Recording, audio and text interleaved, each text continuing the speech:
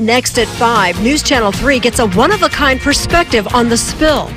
I'm Dave Alley in the air, flying above the oil spill. We're going to give you a bird's eye view to see just how far it's spread along the coastline. Plus, Santa Barbara's big business preparing to take a hit from this environmental hazard. Just how bad will this Memorial Day holiday be? But first, heartbreak on the beach. Either one of two things will happen. He'll go back into the water and die for sure, or he'll bite me. Day 4 of the coastal crisis cleanup, and a News Channel 3 crew finds a new victim of the oil spill. News Channel 3 at 5 starts right now. Live, up and down the coast, from the beaches to the valleys. At 5, this is KEYT News Channel 3, where the news comes first. Good evening, everybody. I'm CJ Ward. And I'm Beth Farnsworth. First up, the very latest information on the coastal spill, including new video just in from our News Channel 3 crew of this growing environmental hazard. The feds given Plains All-American 10 days to remove the broken pipeline that caused the spill. 10,000 gallons of oily water have been removed from the ocean, as well as 800 cubic yards of contaminated sand. The size of the spill has not changed. 9.5 square miles of coastline remain affected, with a light sheen that's described as being thinner than paint on a wall.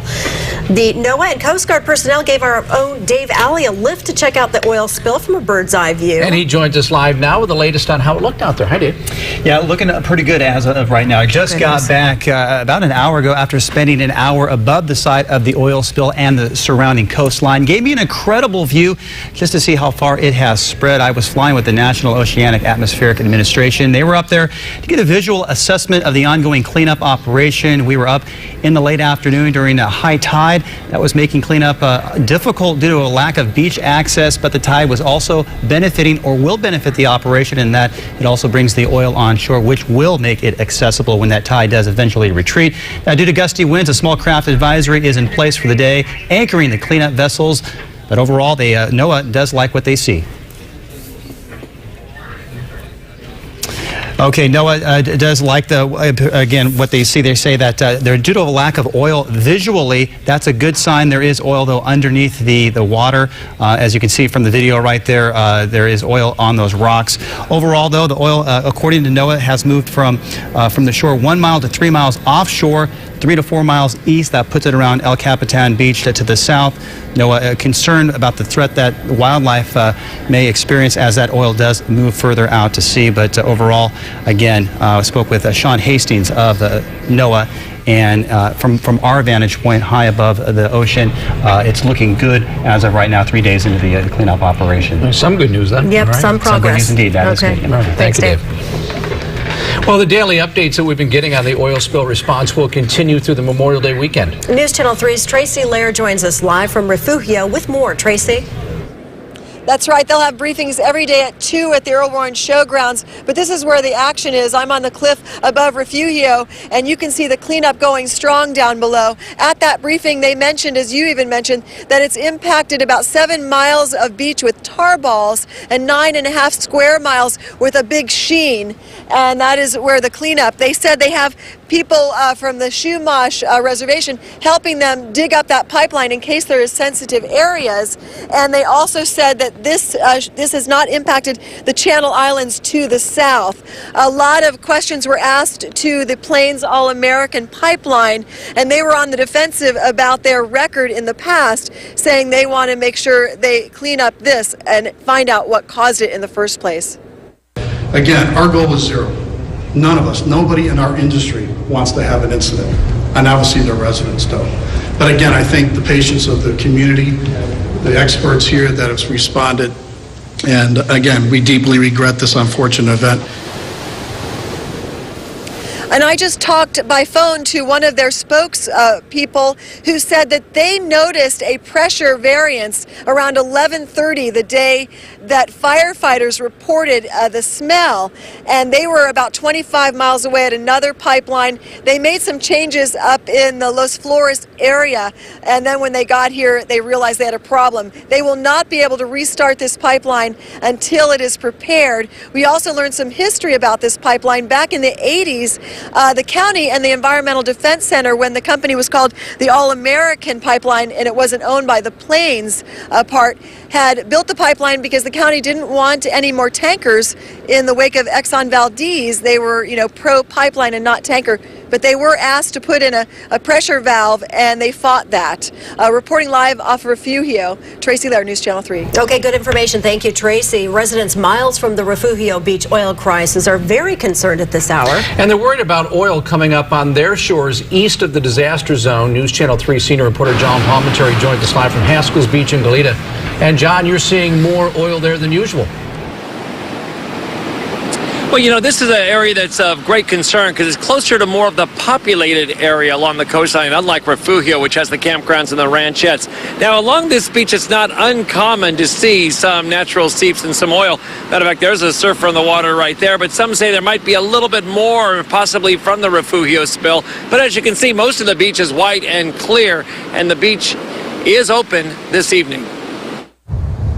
Just wish you could go over there and put a blanket on him. A young sea lion with oil on some of its body struggles along the Goleta coastline west of UC Santa Barbara. An Audubon Society volunteer nearby called for a marine mammal rescue team, which is actively working in the area since Tuesday's Refugio Beach oil spill. Either one of two things will happen. He'll go back into the water and die for sure, or he'll bite me.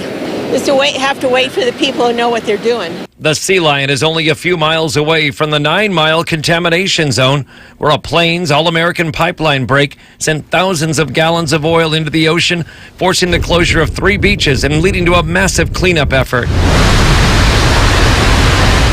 Nearby, at Haskell's Beach, east of the major spill zone, Santa Barbara County Health Officer Dr. Takashi Wada personally inspected the sand and water and said it was not impacted here. A task force, including the Coast Guard and Department of Fish and Wildlife, joined him for a closer look. Of course, we're looking for oil or any kind of sheen on the water. There might be a little bit more oil on the beach than usual, kind of along the high tide water edge line, but it's pretty avoidable right now. There really isn't any odor. Of course, this is an evolving situation. The wind and the currents can always change and push more ashore. A local surf instructor sees tar here from natural seeps and can tell the difference between that and the new oil from the Refugio leak. This is normal. It's dried up. It's solid. The fresh stuff is going to be liquid. It's going to be very sticky. Warning signs were posted for anyone planning to fish, but this site, close to a more populated area, was so far spared. And back here at Haskell's Beach, as you see, the sand is pretty clean this evening. There are some warnings, and here's one of them. As you know, this area is temporarily closed to shellfish harvesting and crabbing. And over here, if you want to do any fishing, that is banned for now at this location as well. We're told members of the State Coastal Commission are coming for a first-hand look over the weekend. Reporting live from Haskell's Beach this evening, which is open in the Goleta Valley, I'm John Palmentary, News Channel 3. Okay, thank you, John. The local tourism industry is taking a hit from the oil spill. News Channel 3's Elise Martinez joins us live from Santa Barbara. And Elise, one business saw dozens of customers cancel ahead of the holiday weekend. CJ, a local adventure company, says it's fielding calls from concerned clients who believe the Refugio oil spill has reached our local shores. And the company says national and international media coverage is making the spill seem more far-reaching. Images of oil slicks, rocks splattered with jet black tar, and oil-coated birds are having a negative effect on local tourism. Michael Cohen owns the Santa Barbara Adventure Company and says visitors are now thinking twice about coming here, partly because of the media coverage of the spill. Breaking news now out of California, as you see there, an oil slick. This is a look at part of the Santa Barbara coast, now coated in up to 21,000 gallons of oil. The media is saying Santa Barbara is having a big oil spill, and in reality, it's Refugio State Beach and El Capitan State Beach. Cohen was forced to cancel guided kayaking trips to Refugio State Beach for Memorial Day weekend. But now he's worried potential visitors are starting to believe the entire coast is ruined. So we had a group that 12 people were going to the Channel Islands National Park, and they were ready to cancel.